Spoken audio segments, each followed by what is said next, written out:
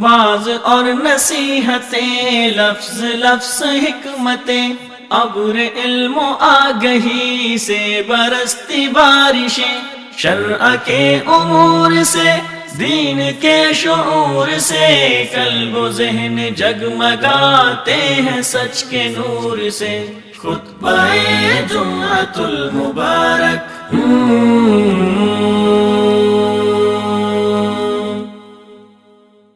ان الحمد للہ نحمده ونستعینه ونستغفره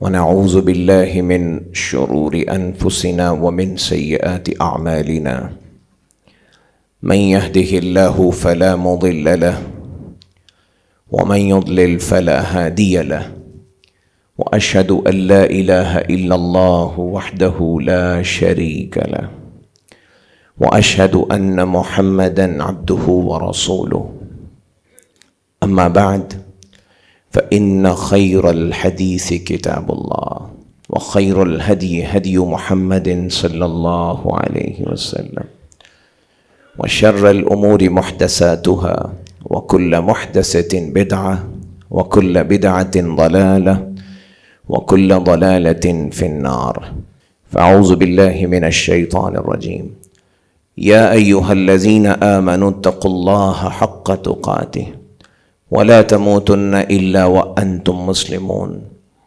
يا أيها الناس اتقوا ربكم الذي خلقكم من نفس واحدة وخلق منها زوجها وبث منهما رجالا كثيرا ونساء واتقوا الله الذي تساءلون به والأرحام ان اللہ کان علیکم رقیبا یا ایہا الذین آمنوا اتقوا اللہ وقولوا قولا سدیدا یصلح لکم اعمالکم ویغفر لکم ذنوبکم ومن یطع اللہ ورسولہ فقد فاز فوزا عظیما۔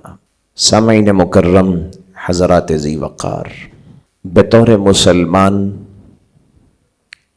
ہم سب کے لیے ضروری ہے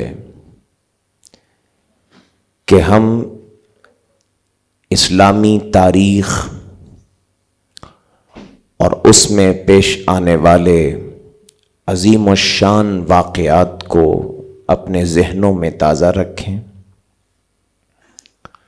اور خصوصاً صحابہ کرام رضوان اللہ علیہم اجمعین نے اپنی محنتوں اور کوششوں سے جو راستہ ہمارے لیے متعین کیا ہے اور پیش کیا ہے، ہم اس راستے کو تلاش کریں، اور اگر ہم کامیابی اور فلاح چاہتے ہیں تو اس راستے پر اپنی زندگی کو لگائیں۔ اس لیے ضروری ہے ہم یہ جانیں کہ خلفائے راشدین کون ہیں، اور خلفائے راشدین کا منہج کیا تھا، ان کی سیرت اور ان کی زندگی کے حالات کیا تھے، اور کس طریقے سے انہوں نے دنیا کے چیلنجز کو، دنیا کی تحدیات کو سامنے سے قبول کیا، اور پھر اسلام کی روشنی میں اپنی زندگی کو اللہ کے دین پر قائم رکھا۔ خلفائے راشدین میں سب سے پہلے جناب ابو بکر ہیں رضی اللہ تعالی عنہ، اور ان کے بعد پھر حضرت عمر ہیں رضی اللہ تعالی عنہ، اور ان کے بعد نام آتا ہے حضرت سیدنا عثمان بن عفان رضی اللہ تعالی عنہ۔ عثمان ابن عفان کون ہیں، ان کی سیرت کیا تھی، ان کے حالات کیا تھے، پھر ان کا جو دور اقتدار ہے وہ کن خصائص اور کن خوبیوں کا حامل تھا، اور پھر کیا واقعات اور اسباب پیش آئے کہ انسانی تاریخ کا وہ المناک واقعہ پیش آیا جسے شہادت عثمان کے نام سے تعبیر کیا جاتا ہے۔ ان ساری باتوں پہ ہم نے انشاءاللہ العزیز اس مختصر وقت میں غور و فکر کرنا ہے۔ حضرت عثمان جیسا کہ کسی بھی آدمی پر بات کرنے کے لیے اس کے خاندان اور اس کے نسب پر گفتگو کی جاتی ہے، تو حضرت عثمان رضی اللہ تعالی عنہ کا تعارف جسے چاہیے سب سے پہلے وہ یہ جانے گا کہ ان کا خاندان کون سا تھا، اور پھر ان کے دیگر فضائل اور مناقب جو ہیں ان کی طرف جانا چاہیے۔ تو عثمان رضی اللہ تعالی عنہ جن کو غنی کا لقب بھی ملا اور جن کو ذو النورین کا لقب بھی ملا، یہ عجیب بات ہے کہ اہل سنت بھی جو ان کو اپنا امام سمجھتے ہیں اور ان کو خلفائے راشدین میں سے سمجھتے ہیں، لیکن یہ بات انہیں معلوم نہیں ہے کہ عثمان رضی اللہ تعالی عنہ کا خاندان بھی وہی خاندان ہے جو میرے اور آپ کے پیغمبر جناب محمد الرسول اللہ صلی اللہ علیہ وسلم کا خاندان تھا۔ ایک وصف اہل بیت کہلاتا ہے، یہ وصف تو حضور علیہ الصلاۃ والسلام نے اپنے فیملی اور خاندان میں سے خاص لوگوں کو عنایت فرمایا، لیکن اگر اہل بیت سے باہر کی بھی بات کر لیں اور خونی سارے رشتوں کی بات کر لیں تو حضرت عثمان کا تعلق بھی حضور کے خاندان سے۔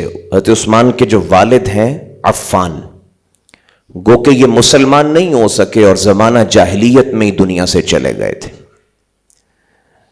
اور ان کے جو دادا ہیں وہ ہیں ابو العاص، اور ان کے پردادا امیہ، یہی وہ شخصیت ہیں جن کی طرف پورا خاندان پوری فیملی منسوب ہوئی، بنو امیہ۔ اور ہمارے ہاں آج جب دو خاندانوں کا بظاہر جھگڑا اور تصادم پیش کیا جاتا ہے، اہل بیت کا اور بنو امیہ کا، تو بنو امیہ کا ذکر ہوتا ہے تو یہ ان کے پردادا امیہ ہیں، اور ان کے جو والد ہیں وہ عبد شمس ہیں۔ نبی مکرم صلی اللہ علیہ وسلم کو جس نے جاننا ہے اس کے لیے ضروری ہے کہ حضور کے خاندان کو جانے، اور آپ نے خود اپنے خاندان کا تعارف کروایا۔ اور حضور کی فیملی میں پیچھے جو سب سے بڑا نام گزرا ہے وہ ایک تو قصی ہے جس نے مکہ کی پوری سیاست میں ایک بہت بڑا کردار ادا کیا اور ایک بہت بڑا چینج آیا۔ اولاد اسماعیل میں پہلے جرہم اور بنو خزاعہ اور دیگر لوگوں کی حکومتیں تھیں، پھر قصی نے قریش کی حکومت قائم کی، ایک تو ان کا ذکر ہے لیکن میں ان پر بات نہیں کرنا چاہتا۔ ان کے بعد جس کا نام ہے وہ ہے عبد مناف۔ عبد مناف کے ہاں 4 بیٹے ہوئے، ان میں سے ایک عبد شمس، ایک ہاشم، ایک مطلب اور ایک نوفل ہے۔ یہاں سے ذرا اس کو اچھی طرح سمجھنا چاہیے۔ عبد مناف کے 4 بیٹوں میں سے جو ہاشم ہیں، ان کی جو فیملی آگے بڑھی اور پھیلی، یعنی ہاشم کی اولاد، پھر ان کی اولاد کی اولاد، پھر اس کے بعد ان کے پوتوں کی اولادیں، یہ سارے بنو ہاشم کہلائے، اور یہی میرے اور آپ کے پیغمبر کی پہلی فیملی اور خاندان ہے۔ یعنی ہاشم کے ہاں بیٹا ہوا عبد المطلب، اور عبد المطلب کے ہاں بہت سے بیٹے ہوئے جن میں سے ایک عبداللہ اور پھر جناب محمد الرسول اللہ صلی اللہ علیہ وسلم۔ تو یوں یہ ہاشم سے میرے پیغمبر صلی اللہ علیہ وسلم کا سیدھا سلسلہ جا کے جوڑتا ہے۔ ہاشم کا بڑا بھائی ہے عبد شمس، اس عبد شمس کا بیٹا ہے امیہ، جس کا میں نے ابھی ذکر کیا حضرت عثمان کے حوالے سے۔ یعنی حضور کے داداؤں میں تو حضور کے دادا کے بھائی کے بیٹوں میں حضرت عثمان آتے ہیں۔ تو اگر میں اس کو یوں کہوں کہ 3 اور 4 واسطوں سے حضور کے کزن کے بیٹے یعنی عثمان رضی اللہ تعالی عنہ حضور کے بھتیجے ہیں، تو یہ بات صحیح ہے۔ یعنی ایک بھائی کی فیملی ہے جس میں 3 واسطوں کے بعد محمد الرسول اللہ پیدا ہوئے صلی اللہ علیہ وسلم، اور ایک بھائی ہے جس میں 4 واسطوں کے بعد عثمان پیدا ہوئے رضی اللہ تعالیٰ عنہ۔ تو فیملی تو پیچھے سے ایک ہی ہوئی، یہ حضور کا ددیال ہے، اور حضور کا جو ننیال ہے وہ بھی اس خاندان سے باہر نہیں ہے۔ آپ کی جو والدہ ہیں جنہوں نے اسلام قبول کیا، اللہ نے ان کو نعمت اسلام عطا فرمائی، عروہ بنت قریظ، ان کی جو والدہ ہیں یعنی عثمان رضی اللہ تعالیٰ عنہ کی جو نانی ہے، وہ میرے اور آپ کے پیغمبر علیہ الصلاۃ والسلام کی سگی پھپھی ہیں۔ اور بلکہ مورخین نے لکھا ہے کہ حضرت عثمان کی نانی اور حضور علیہ الصلاۃ والسلام کے جو والد ہیں عبداللہ، یہ جڑواں بہن بھائی تھے۔ تو صرف سگی نہیں بلکہ جڑواں، والد کی جڑواں بہن ہے حضور کی، جو عثمان کی نانی ہے۔ تو گویا عثمان رضی اللہ تعالیٰ عنہ اس اعتبار سے حضور کے بھانجے بھی ہوئے۔ نانی کی بیٹی جو عثمان کی والدہ ہیں وہ نبی مکرم علیہ الصلاۃ والسلام کی پھوپھی زاد بہن ہوئی، اور پھوپھی زاد بہن کا بیٹا عثمان ہوا۔ تو ننیال کے اعتبار سے دیکھیں تو وہ حضور کے بھانجے ہیں، اور ددیال کے اعتبار سے دیکھیں تو حضور کے بھتیجے ہیں۔ یہ شرافت، یہ نجابت ہے اور یہ صفائی ہے جو میرے اور آپ کے خلیفہ جناب سیدنا عثمان رضی اللہ تعالیٰ عنہ کو اللہ نے خاندانی اعتبار سے عطا فرمائی ہے۔ پھر حضور علیہ الصلاۃ والسلام نے اس شرافت کو اور بڑھا دیا جب آپ علیہ الصلاۃ والسلام نے ان کے ساتھ اپنی بیٹی حضرت رقیہ کا نکاح فرما دیا اور حضور کے داماد بن گئے حضرت عثمان رضی اللہ تعالیٰ عنہ۔ لیکن پھر ایسا ہوا کہ ہجرت کے بعد غزوہ بدر کے متصل بعد عثمان رضی اللہ تعالیٰ عنہ کی زوجہ اور حضور کی بیٹی حضرت رقیہ دنیا سے رخصت ہو گئیں۔ وہ بڑا عجیب موقع تھا۔ حضور بدر کے مارکے سے واپس لوٹے، آپ کو اطلاع ملی، سیدھے عثمان کے گھر چلے گئے رضی اللہ تعالیٰ عنہ۔ عثمان غم میں ڈوبے ہوئے، آنکھوں سے آنسوؤں کی جھڑی لگی ہوئی ہے، اور حضور نے عثمان کے کندھے پہ ہاتھ رکھا۔ حضرت عثمان نے روتے ہوئے حضور کے چہرے کو دیکھا اور کہا، میرے آقا عثمان پہ تو غم کے پہاڑ ٹوٹ گئے ہیں۔ بیوی کی اتنی بات نہیں ہے، پیغمبر کی بیٹی سے گھر خالی ہو گیا ہے۔ رسول اللہ صلی اللہ علیہ وسلم نے وہیں پر کہا، عثمان غم نہ کرو، میں اپنی دوسری بیٹی ام کلثوم سے تمہارا نکاح کرتا ہوں۔ یعنی پوری انسانیت میں، انسان کی ساری معلوم تاریخ میں یہ واقعہ اس سے پہلے کبھی ہوا ہی نہیں۔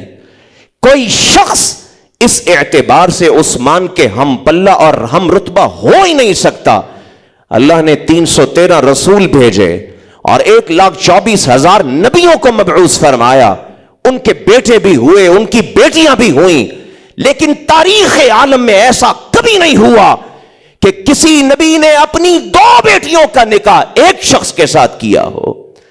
حضرت عثمان کے ساتھ ام کلثوم رضی اللہ تعالی عنہا کا نکاح ہو گیا۔ کچھ عرصہ کے بعد ان کی بھی وفات ہو گئی۔ حضور علیہ الصلاۃ والسلام تشریف لائے، کہا عثمان غم نہ کرو، اس لیے کہ میں تمہیں دکھ اور تکلیف میں نہیں دیکھ سکتا، اور میں تم سے اتنا راضی ہوں، میں ان سارے صحابہ کے سامنے یہ کہہ رہا ہوں کہ آج میرے پاس اور کوئی بیٹی نہیں ہے۔ اگر میرے پاس 40 بیٹیاں ہوتی، ایک کے بعد دوسری ساری کی ساری تیرے نکاح میں دے دیتا۔ یہ حضور علیہ الصلاۃ والسلام نے حضرت عثمان کے ایمان اور تقوی کو، اخلاق اور کردار کو اس درجے پہ رکھا ہوا تھا، یہاں سے ان کی شرافت کا اور نجابت کا اندازہ ہوتا ہے۔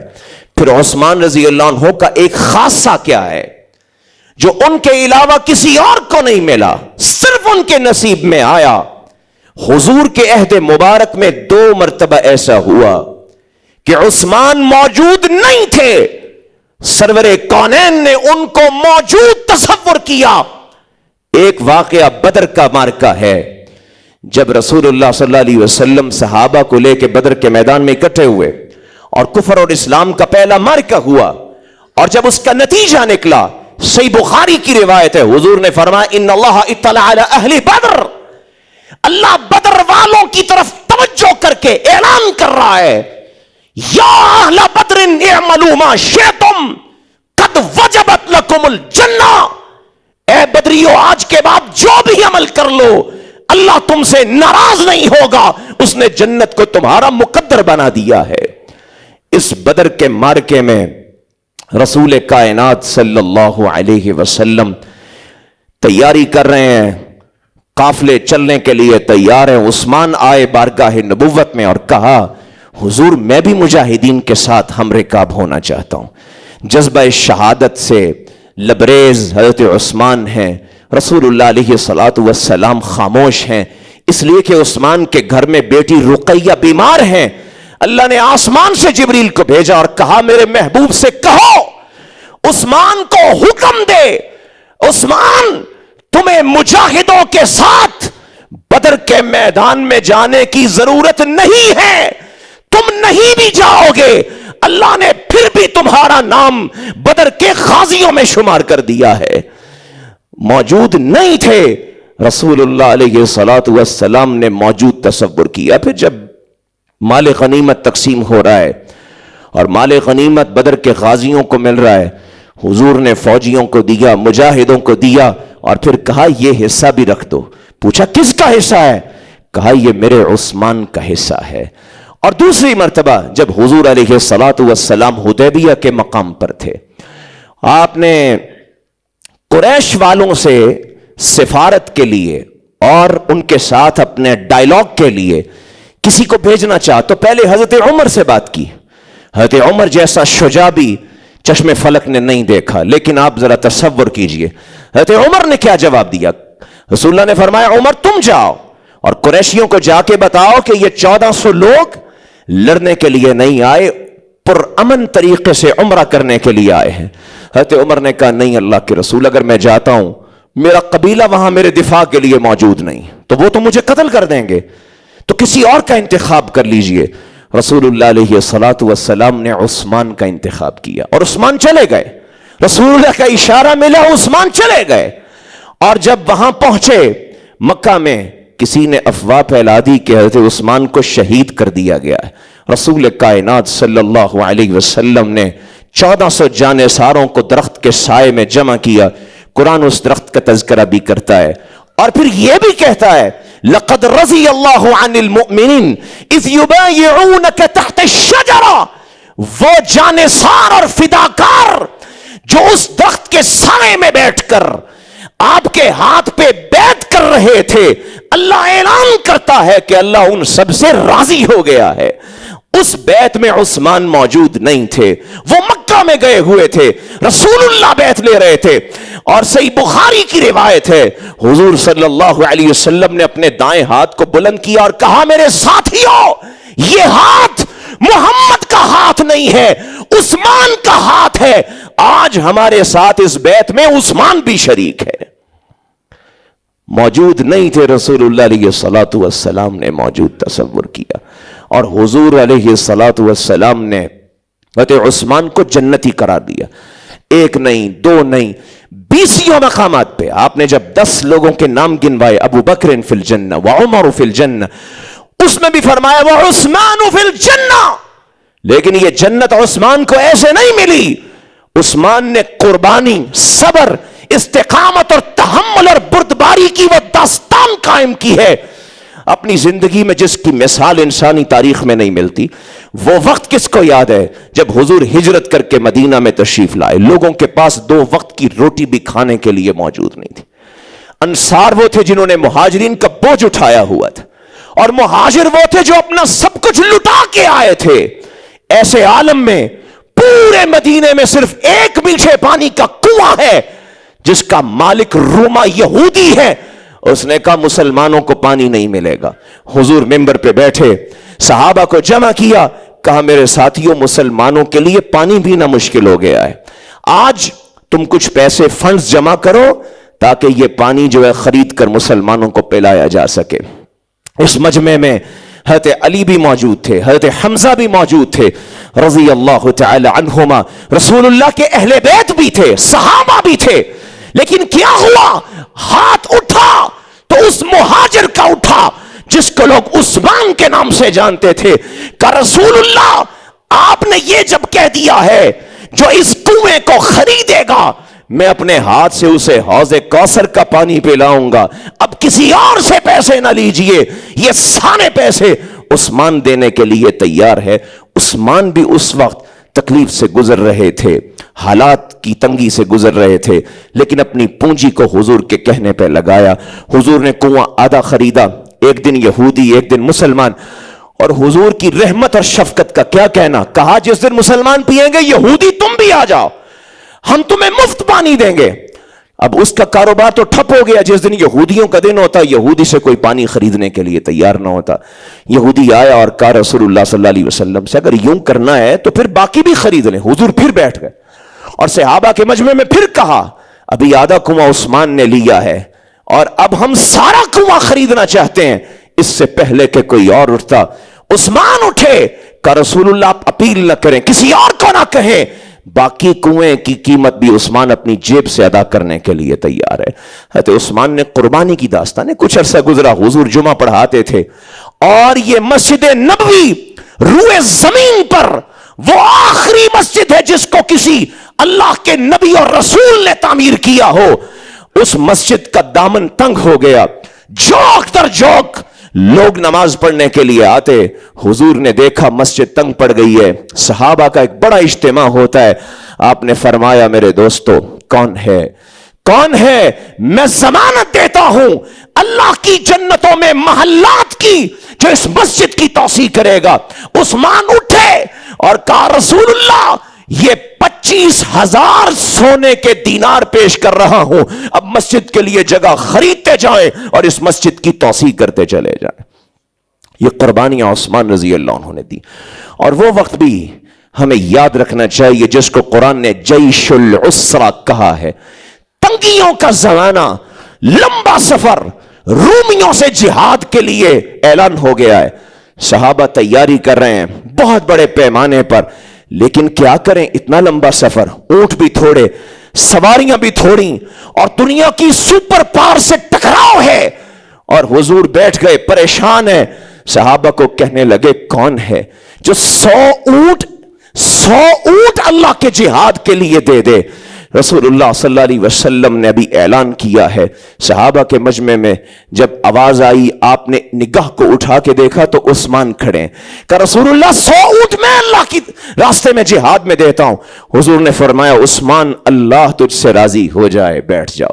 100 اونٹ مل گئے، پھر اعلان کیا اب اور بتاؤ جہاد کے لیے 100 اونٹ دین کی سربلندی کے لیے کون دے گا؟ ابھی کوئی اٹھتا، اس سے پہلے عثمان پھر کھڑے ہو گئے، کہا رسول اللہ میں اور 100 اونٹ دینے کے لیے تیار ہوں۔ حضور نے پھر اعلان کیا، اور اس سے پہلے کوئی اور اٹھتا، عثمان اٹھے، کہا 100 اونٹ اور دوں گا۔ 7 مرتبہ حضور نے اعلان کیا، 7واں مرتبہ عثمان نے اٹھ کے کہا 700 اونٹ اللہ کے دین کے لیے جب دیے، رسول اللہ نے فرمایا پھر یا عثمان ما ضر عثمان ما عمل بعد اليوم، عثمان بس کر دے، عثمان بس کر دے، آج کے بعد تو جو بھی عمل کرتا رہے تجھے نقصان نہیں پہنچے گا، اللہ نے جنت تیرا مقدر بنا دی۔ وہ وقت بھی عثمان کی قربانی کا وقت تھا، ان کے ایمان اور تقوی کا مظہر تھا۔ اور پھر دور صدیقی میں کیا ہوا، حضرت شاہ ولی اللہ محدث دہلوی رحمت اللہ علیہ نے ازالۃ الخفا عن خلافت الخلفاء میں یہ واقعہ تفصیل سے لکھا ہے، کہتے ہیں دور صدیقی میں ایک مرتبہ قحط پڑ گیا، بازاروں میں جو ہے وہ سامان ختم ہو گیا، ڈیمانڈ پوری نہیں ہو رہی اور لوگ بھوکوں مرنے لگے۔ اب کیا ہوتا ہے، 1000 اونٹوں کا قافلہ مدینے کی سرحد پہ کھڑا ہوا ہے، اور یہ تجارتی قافلہ ہے، اور ہر اونٹ کے اوپر تجارتی سامان لدا ہوا ہے۔ یہ ٹرک آئے ہیں، آج کی زبان میں اگر بات کی جائے، بڑے بڑے تاجر جو کہ انتظار میں بیٹھے تھے اب آئے اور پوچھا کس کے اونٹ ہیں، معلوم ہوا عثمان کے اونٹ، اور تاجر آ گئے، کہنے لگے جی بتائیں کتنے میں فروخت کرنا ہے۔ کسی نے کہا 2% نفع دوں گا، کسی نے کہا 8 دوں گا، کسی نے کہا 12 دوں گا، آخری جو آفر ہوئی وہ کیا تھی، 40% نفع دوں گا، یہ سارا مال دے دو۔ عثمان نے کہا نہیں مجھے 200% منافع چاہیے۔ تاجر سارے اٹھ گئے, کہنے لگے یہ مال تم سے کوئی خریدنے کے لیے تیار نہیں ہوگا. عثمان نے کہا مجھے معلوم ہے یہ 200% نفع مجھے دنیا کا کوئی شخص نہیں دے سکتا. مدینے کے تاجروں گواہ ہو جاؤ, یہ 1000 اونٹ کا قافلہ سارے کا سارا عثمان مدینے کے غریبوں پہ تقسیم کرے گا, ایک پائی بھی اپنے لیے نہیں رکھے گا. یہ قربانی عثمان رضی اللہ تعالیٰ عنہ نے عطا فرمائی. اور پھر خود کہتے ہیں کہ جب سے میں مسلمان ہوا کوئی جمعے کا دن ایسا نہیں آیا کہ میں نے ایک غلام خرید کر اللہ کے لیے آزاد نہ کر دیا ہو. اور تقوی کی شان کیا ہے اور خوف کا عالم کیا ہے. ایک قبرستان سے گزرتے تو رونا شروع ہو جاتے, اتنا روتے کہ داڑھی آنسوؤں سے تر ہو جاتی. ساتھی پوچھتے عثمان سبب کیا ہے؟ کہتے یہ قبر آخرت کی منزلوں میں پہلی منزل ہے, اگر یہاں نجات مل گئی تو آگے آسانی ہے, یہاں پھنس گئے تو آگے بھی تکلیفیں اور مصیبتیں ہیں. یہ درد ہے عثمان رضی اللہ تعالیٰ عنہ کے سینے میں. اور پھر رسول اللہ صلی اللہ علیہ وسلم نے ان کے ایمان کی گواہی دی. پھر حضرت عثمان کا جو دور خلافت ہے, خلفائے راشدین میں سب سے طویل دور خلافت ہے. تقریباً 2.5 سال حضرت ابو بکر کے ہیں اور تقریباً 10 سال حضرت عمر کے ہیں, اور عثمان رضی اللہ تعالی حضرت علی کے 5 سال ہیں تقریباً, اور حضرت عثمان رضی اللہ تعالیٰ عنہ کا جو دور حکومت ہے وہ 12 سال کے طویل عرصے پر مشتمل ہے.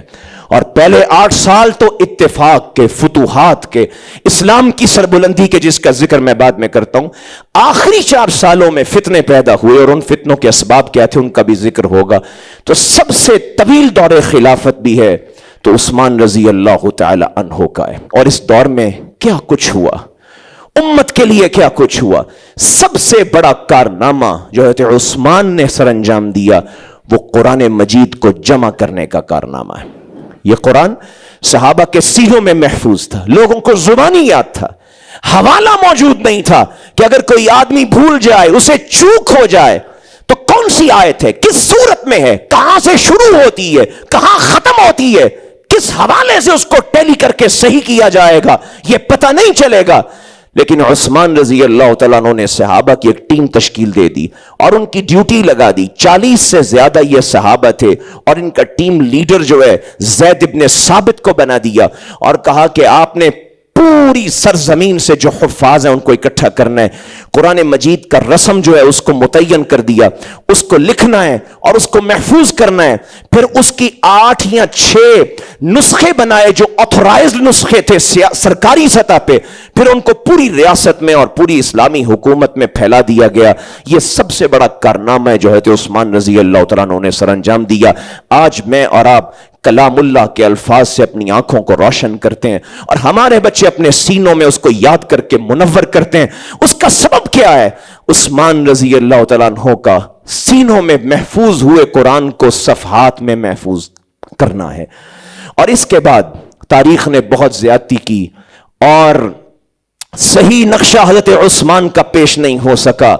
لیکن اگر آپ حضرت عثمان کے دور اقتدار کا صحیح جائزہ لیں تو سمجھ آ جائے گا کہ جتنا بڑا حکمران عثمان گزرا ہے, تاریخ اسلامی میں اتنا بڑا حکمران آیا ہی کوئی نہیں رسول اللہ کے بعد صلی اللہ علیہ وسلم. حضرت ابو بکر رضی اللہ عنہ کے اپنے خوبصورتیاں اور خوبیاں ہیں, حضرت عمر کے دور کی اپنی خوبیاں ہیں, اور حضرت عمر رضی اللہ تعالیٰ عنہ بہت بڑے حکمران تھے. لیکن کون ہمیں یہ بتائے اور سمجھائے کہ جتنی فتوحات حضرت عمر کے دور میں ہوئی اس سے 3 گنا زیادہ فتوحات حضرت عثمان کے دور میں ہوئی. حضرت عمر کے دور میں تو مسلمان ایشیا کے ایک علاقے مشرق وسطی پہ قابض تھے, لیکن جب حضرت عثمان کا دور آیا مسلمانوں نے سارے ایشیا کو فتح کیا, چائنا میں داخل ہوئے, رشیا میں داخل ہوئے, یورپ کی سرحدوں تک پہنچے. اور میں کہتا ہوں عقبہ بن نافع اسلامی تاریخ کا وہ کمانڈر, بنو امیہ اور عثمان کا کمانڈر تھا جو پورے افریقہ کو فتح کرتا ہوا, مصر کے صحراؤں سے گزرتا ہوا, شمالی افریقہ کے بعد جب بحر اوقیانوس سمندر کے کنارے اور ساحل پہ پہنچا تو جوش میں اتنا تھا, اس نے اپنے گھوڑے کو سمندر میں اتار دیا اور کہا اللہ گواہ رہنا، اگر یہ سمندر حائل نہ ہوتا، رکاوٹ نہ بنتا، میں زمین کے آخری کنارے تک تیرے نام کو بلند کر کے آتا۔ اور اقبال نے اسی کو پھر کہا تھا، دشت و دشت دریا بھی نہ چھوڑے ہم نے، بحر ظلمات میں دوڑا دیے گھوڑے ہم نے۔ یہ عثمان کے کمانڈر تھے جنہوں نے، اور پھر آج یہ ٹیکنالوجی کا دور ہے، سائنس کا دور ہے، اور بڑی بڑی حکومتیں اور بڑے بڑے کارخانے اور مشینی دور ہے، لیکن ایک کارنامہ ایسا ہے عثمان کا جس کی مثال آج تک نہیں ملتی۔ عثمان رضی اللہ تعالیٰ عنہ کو پتہ چلا ان کے دور اقتدار میں کہ رومی خنڈے وہ مسلمانوں کے جو ساحلی علاقے ہیں اپنی کشتیوں اور جہازوں میں بیٹھ کے آتے ہیں اور مسلمانوں کے ساحلی علاقوں پہ حملے کرتے ہیں، ان کے گھروں کو جلاتے ہیں، لوٹ کر لے جاتے ہیں۔ عثمان رضی اللہ عنہ نے حضرت معاویہ کو بلایا اور کہا سنو، اگلے سال کا چاند طلوع ہونے سے پہلے پہلے مجھے مسلمانوں کا بحری لشکر تیار چاہیے۔ آج یہ کارخانوں اور مشین کا دور ہے، اور دنیا کی بڑی بڑی طاقتیں امریکہ سے لے کر چائنا اور انڈیا تک یہ مثال نہیں پیش کر سکتی۔ ایک سال پورا نہیں ہوا تھا مسلمانوں کے 1400 جنگی جہاز عرب کے سمندروں پہ گشت کر رہے تھے۔ یہ کام اللہ نے کس سے لیا؟ حضرت عثمان رضی اللہ تعالی عنہ سے۔ تو عثمان کا جو دور ہے وہ عدل و انصاف کا دور ہے، عدل اجتماعی کے قیام کا دور ہے۔ آپ نے ایسی مثالیں قائم کی۔ آپ کا بھائی ولید بن عقبہ جو آپ کا ستیلا بھائی بھی ہے، آپ کا فیملی ممبر بھی ہے، آپ کے خاندان کا ایک بڑا آدمی ہے، اور حضرت عثمان رضی اللہ تعالیٰ عنہ نے اسے کوفہ کا گورنر بنایا۔ سعد بن ابی وقاص رضی اللہ تعالیٰ عنہ صحابی ہیں، عشرہ مبشرہ میں سے ہیں۔ ان کو حضرت عمر نے اپنے زمانے میں کسی وجہ سے معزول کیا اور کہا تھا میں نے خیانت کی وجہ سے معزول نہیں کیا۔ اور جب حضرت عمر زخمی تھے اور بالکل آخری وقت میں تھے، انہوں نے کہا میں 6 لوگوں کی کمیٹی بنا کے جا رہا ہوں، اگر ان میں سے سعد بن ابی وقاص جو ان میں شامل تھے اگر یہ خلیفہ بن جائیں تو اچھی بات، اگر نہ بن سکیں تو جو بھی خلیفہ بنے میں وصیت کرتا ہوں کہ سعد بن ابی وقاص کی صلاحیتوں سے ضرور دین کو فائدہ پہنچانا۔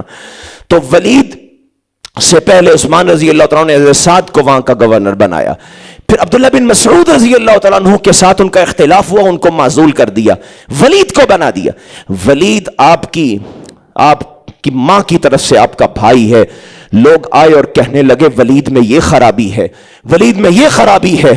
آپ نے بلایا صبح کی نماز کے بعد، کہا کون گواہی دیتا ہے؟ 2 لوگوں نے اٹھ کے گواہی دی کہ ولید جو ہے یہ شراب نوشی کرتا ہے۔ حضرت عثمان اٹھے، بنو امیہ کا سردار ہے ولید، اور آپ کا ماں جایا بھائی ہے ولید۔ آپ نے کہا حضرت علی کو، علی اٹھو اور رسول اللہ کا دین اور حدیث پہ نافذ کرو۔ صحیح بخاری کی روایت ہے، حضرت علی نے عثمان کی عدالت میں ولید بن عقبہ جو بنو امیہ کا سردار ہے اس کی پشت پہ 80 کوڑے لگائے۔ یہ عثمان کے عدل و انصاف کی سب سے بڑی مثال ہے۔ انہوں نے اپنی ریاست میں عدل قائم کیا، اور لیکن وہ جو اسلام کے بدخواہ تھے انہوں نے عثمان رضی اللہ عنہ کے خلاف سازشوں کا طوفان تیار کیا، اور حضرت عثمان کے خلاف جو سازشیں آخری 4 سالوں میں تیار ہوئیں اس کے بنیادی اسباب 2 ہیں۔ ایک سبب یہودی مذہبی انتقام۔ رسول اللہ صلی اللہ علیہ وسلم دنیا میں تشریف لائے، قرآن مجید آپ پہ نازل ہوا، سب سے زیادہ اگر کٹہرے میں لایا گیا تو یہودیوں کو لایا گیا۔ آپ سورہ بقرہ شروع کر دیجئے، 20 رکوع سورہ بقرہ کے یہودیوں نے جو اپنا اخلاقی جنازہ نکالا ہوا تھا اللہ نے اس کا انالیسز کیا ہے سورہ بقرہ میں۔ پھر یہودیوں کو نکال دیا مدینہ کی بستی سے، یہودیوں کے خلاف خیبر کا مارکا ہوا، حضرت عمر کے دور میں ان کو بالکل باہر نکال دیا گیا، جزیرہ عرب سے نکال۔ تو یہودی جو ہیں وہ مذہبی انتقام کی آگ میں جل رہے تھے۔ اور دوسرا ایلیمنٹ کون سا تھا؟ وہ ایران کے مجوسی حکمرانوں کا تھا، کیونکہ سب سے زیادہ سیاسی اعتبار سے اگر تکلیف پہنچی تھی اسلام سے تو وہ ایران کے سیاستدانوں کو پہنچی تھی. حضور نے جب اپنے قاصد بھیجے، حبشہ کی طرف بھیجے اور یمن کی طرف بھیجے اور روم کی طرف بھیجے، ایران کی طرف بھی بھیجے، اور ایران کے کسرا کے سامنے جب حضور کا جو خط گیا، اس نے اس خط کے ٹکڑے کر کے پھاڑ کے پھینک دیا.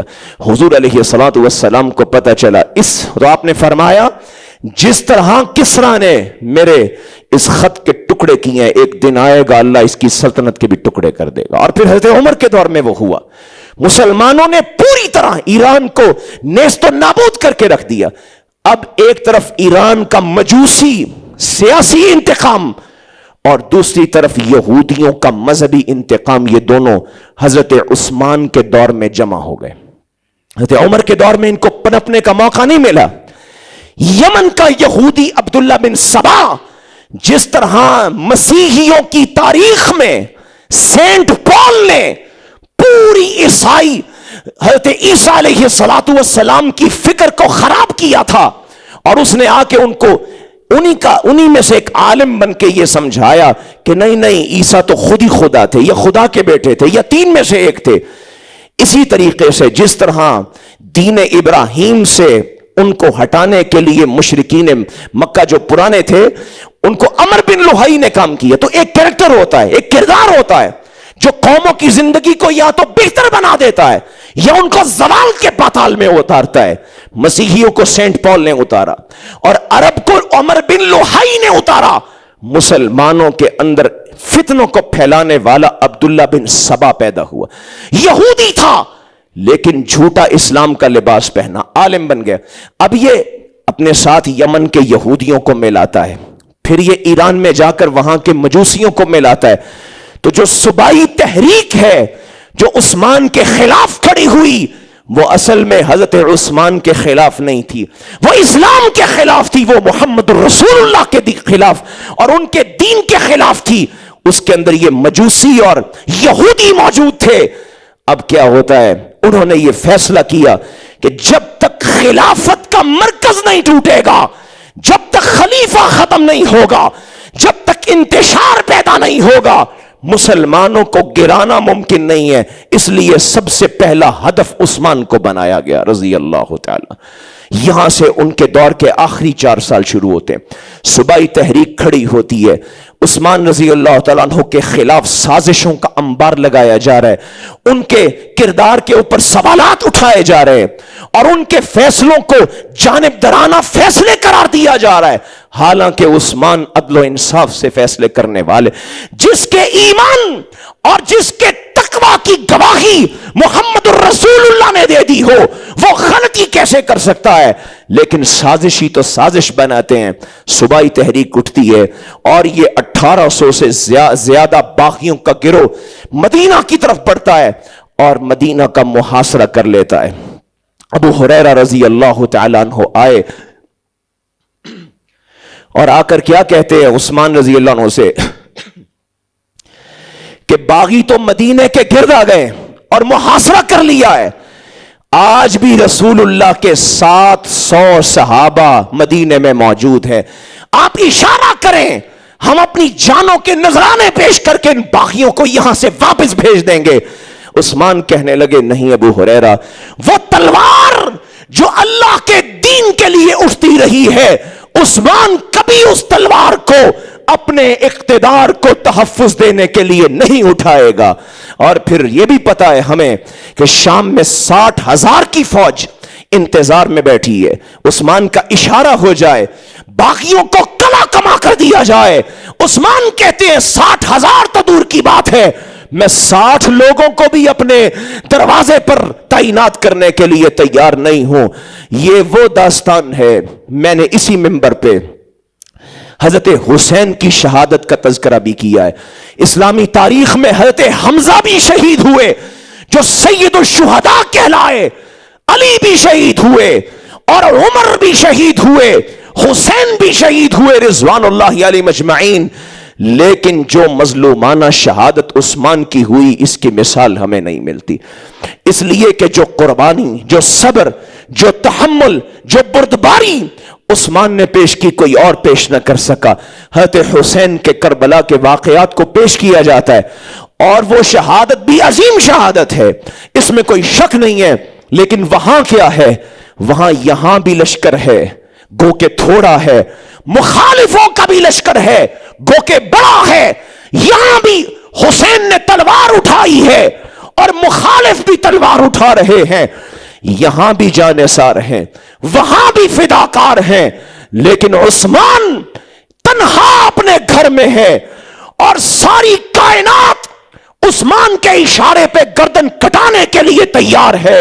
لیکن عثمان رضی اللہ عنہ پھر بھی صبر کا پہاڑ بنا ہوا ہے، دشمنوں کے مقابلے میں تلوار اٹھانے کے لیے تیار نہیں. اور وہاں تو کیا ہے؟ وہاں پہ شیعہ روایات کو بھی ملا لیں تو مارکا 8 دن کا ہو گیا، 10 دن کا ہو گیا. سنی تاریخ کو اٹھائیں تو کسی نے کہا 7 کو کربلا میں پہنچے، کسی نے کہا 10 محرم کو کربلا میں پہنچے. تو یہ 8-10 دن یا 3 یا 1 دن کی کہانی ہے. یہاں کون جانتا ہے کہ عثمان رضی اللہ تعالی عنہ کے گھر کا پانی 40 دن تک بند رہا، 40 دن تک بند رہا. اپنے گھر کی منڈیر پہ کھڑے ہو کے عثمان واسطے دیتے رہے. یہ مسجد وہ مسجد ہے جس کی توسیع کے لیے میں نے فنڈ دیا تھا، آج اسی مسجد میں میرے لیے نماز کی پابندی ہے. اور کہا کہ یہ کنواں وہ کنواں ہے جس کے لیے میں نے اپنی جیب سے پیسے دے کر خرید کے مسلمانوں کے لیے وقف کیا تھا، آج اسی کنویں کا ایک گھونٹ بھی میرے لیے ممنوع کر دیا گیا ہے. اور عثمان کو کون جانتا ہے؟ ایک وقت وہ تھا کہ اتنے ریوڑ اور اتنے مویشی اور کاروبار کی اتنی وسعت کہ اگر عثمان کے مویشی اور جانور مدینہ کی بستی میں داخل ہو جائیں، کوئی گلی اور چوراہا ایسا نہیں ہے جو عثمان کے جانوروں سے بھر نہ جائے. لیکن آج کیا ہے؟ عثمان ہاتھوں کو اٹھا کر کہتے ہیں اللہ گواہ ہو جا، میں نے اپنا سارا مال محمد رسول اللہ کے دین پہ قربان کر دیا ہے. آج صرف ایک اونٹ ہے جو میرے صحن کی ڈیوڑی میں کھڑا ہے، اور وہ بھی اس لیے رکھا ہے اللہ کہ اس اونٹ پہ سوار ہو کے بیت اللہ کی زیارت کے لیے چلا جاؤں. باقی سب کچھ دے دیا. 10-11 دن ہو گئے، پانی بند ہے، عثمان پیاسے اور بھوکے ہیں. مومنوں کی ماں رسول اللہ کی زوجہ محترمہ اپنا پانی کا مشکیزہ بھرتی ہیں، خچر پہ بیٹھتی ہیں اور کہتی ہیں عثمان کو پانی دے آؤں.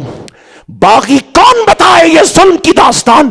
باغی آگے بڑھے اور رسول اللہ کی زوجہ کا تقدس پامال کیا. آپ نے جو مشکیزہ اٹھایا تھا اسے خنجر مارا، پانی بہ گیا، اور آپ جس خچر پہ سوار تھی اسے نیزہ مارا. خچر مومنین کی ماں کو لیے ہوئے صحراؤں میں چلا گیا. جب یہ حال ہو گیا، حضرت علی نے دیکھا، مدینہ میں موجود تھے، حسن اور حسین کو بھیجا، کہا جاؤ اپنے خالو کو پانی دے کے آؤ. حسن اور حسین نکلے اور راستے میں باغیوں نے روک لیا. حسن اور حسین تلواریں نکالنا چاہتے تھے کیونکہ خالو کو پانی پہنچانا ہے، علی کا حکم ہے. لیکن کیا ہوتا ہے؟ عثمان تیرے قربانی اور تحمل اور صبر پہ سلام ہے. اپنے گھر کی کھڑکی سے دیکھا تو کیا منظر دیکھتے ہیں؟ حسن و حسین ہیں، باغی روک رہے ہیں، وہ آگے آنا چاہتے ہیں. وہیں سے آواز دی اور کہا انشدکما باللہ، حسن و حسین میں تمہیں تمہارے نانا کے رب کی قسم دیتا ہوں واپس چلے جاؤ، میں تمہیں تکلیف میں نہیں دیکھ سکتا. اور اگر تلوار اٹھانی ہے تو اللہ کے لیے اٹھانا، عثمان کے لیے نہ اٹھانا. حسن و حسین کو واپس بھیجتے ہیں. عثمان رضی اللہ تعالی عنہ 39 دن گزر گئے، بھوک اور پیاس کی شدتیں اور یہ ظلم جو برپا کیا گیا اس پر جو کہ خلیفہ وقت ہے اور 40 لاکھ مربع میل کا حکمران ہے. 39 دن گزر گئے. شام اس دن کا سورج غروب ہوتا ہے. نائلہ جو آپ کی زوجہ ہیں بھاگی ہوئی آئیں، کہنے لگی عثمان آج روزہ افطار کیسے کرو گے؟ آج تو گھر میں روزہ افطار کرنے کے لیے نمک بھی ختم ہو چکا. کہا بی بی آج روزہ رکھا بھی نیت سے تھا، افطار بھی نیت سے کیا جائے گا. رات گزر گئی، صبح ہوتی ہے، پانی کا گھونٹ نہیں ہے سحری کے لیے. کہا کل بھی نیت سے روزہ رکھا تھا، آج بھی نیت سے سحری ہوگی. جمعے کا دن ہے, آدھا دن گزر گیا, جمعے کی نماز کا وقت آ گیا. عثمان کہتے ہیں قرآن لاؤ. قرآن مجید کھول لیا, تلاوت شروع کر دی. تلاوت کر رہے تھے, نقاہت اور کمزوری اتنی ہوئی کہ گردن ڈھلک گئی, غشی طاری ہو گئی, بے ہوشی میں ڈوب گئے. نائلہ بیٹھی ہوئی ہے, آنکھوں میں سے آنسو کی جگہ لہو ٹپک رہا ہے, اور پھر ڈر گئی کہ کہیں روح پر راز نہ کر گئی ہو. ہلایا عثمان رضی اللہ تعالیٰ عنہ کو, اپنے سر کو اٹھاتے ہیں, آنکھوں کو کھولتے ہیں, روتی ہوئی نائلہ کو دیکھتے ہیں جو کہہ رہی ہے عثمان آج تو اپنے جسم کا بوجھ بھی نہیں اٹھانے کے قابل رہے ہو, نقاہت اور کمزوری انتہا کو پہنچ چکی ہے. کہا نائلہ غم نہ کرو, میں نے جب قرآن پہ اپنی گردن کو رکھا اور مجھ پر غشی طاری ہوئی ہے, ابھی ابھی میرے پاس سرور کونین تشریف لائے اور ساتھ میں ابو بکر و عمر بھی تھے, اور جب میری ڈھلکی ہوئی گردن کو دیکھا پوچھا عثمان کیا ہوا ہے؟ میں نے کہا رسول اللہ 40 دن سے بھوکا اور پیاسا ہوں. کہا عثمان غم نہ کرو, آج کی افطاری تم نے میرے ساتھ اللہ کی جنتوں میں کرنی ہے, یہ تکلیف کے دن کٹنے والے ہیں تو غم نہ کرو. ابھی یہ بات جاری ہے, نائلہ اٹھ کے جاتی ہیں, عثمان کی نظر قرآن کے لفظوں پہ ہے اور اس کے الفاظ مقدسہ ان کی زبان پہ جاری ہیں. پھر کیا ہوتا ہے, 4 باغی عثمان کے گھر کی دیوار کو پھاند کے اندر آتے ہیں. نائلہ آواز دیتی عثمان دشمن گھر میں آ گیا. عثمان کہتے مجھے نہ بلاؤ, میری نظروں کو قرآن سے نہ ہٹنے دو, میں یہ چاہتا ہوں کہ جب دنیا سے مر کے جاؤں اللہ مجھے پوچھے عثمان جب آئے ہو آخری نگاہ کس پہ ڈال کے آئے ہو, میں کہوں گا اللہ جب آیا ہوں تو آخری نگاہ تیرے قرآن پہ رکھی ہوئی تھی. دشمن آتا ہے اور ایک نیزہ مارتا ہے عثمان کی پسلیوں کے اندر, اور دوسرا تلوار کا وار کرتا ہے اور گردن کٹ جاتی ہے. عثمان کے لبوں پہ قرآن کی آیت ہے فَسَيَكْفِيكَهُمُ اللَّهُ وَهُوَ السَّمِيعُ الْعَلِيمُ, اللہ ان ظالموں سے ایک ایک بات کا حساب لے گا. عثمان غم کرنے کی ضرورت نہیں ہے, یہ عثمان شہید کر دیے گئے. 3 دن تک عثمان کی لاش خون میں لت پت بے گور و کفن پڑی ہے. یہ وہی جسم ہے جس جسم کے بارے میں رسول اللہ نے کہا تھا عائشہ عثمان تو وہ ہے جس سے آسمان کے فرشتے بھی حیا کرتے ہیں, لیکن انسانوں اور ظالموں کو حیا نہ آئی اور یہ خون چکا داستان رقم ہوئی. عثمان رضی اللہ عنہ نے قربانی دی, رسول اللہ کے شہر مدینے میں خون نہیں بہنے دیا, انتشار نہیں ہونے دیا, اور اپنے اقتدار کو تحفظ دینے کے لیے تلوار کو نہیں اٹھایا. یہ منہج ہے عثمان کا جو نظام کے اندر صبر سکھاتا ہے اور اطمینان سکھاتا ہے اور اللہ کے لیے ہر قربانی دینے کے لیے تیار کرتا ہے. اللہ مجھے اور آپ کو عثمان کے منہج پہ چلنے والا بنا. اللہ ہمیں بھی حضرت عثمان رضی اللہ تعالیٰ عنہ کی طرح دین کے لیے قربانیاں دینے کی توفیق عطا فرمائے. وما توفیقنا الا باللہ.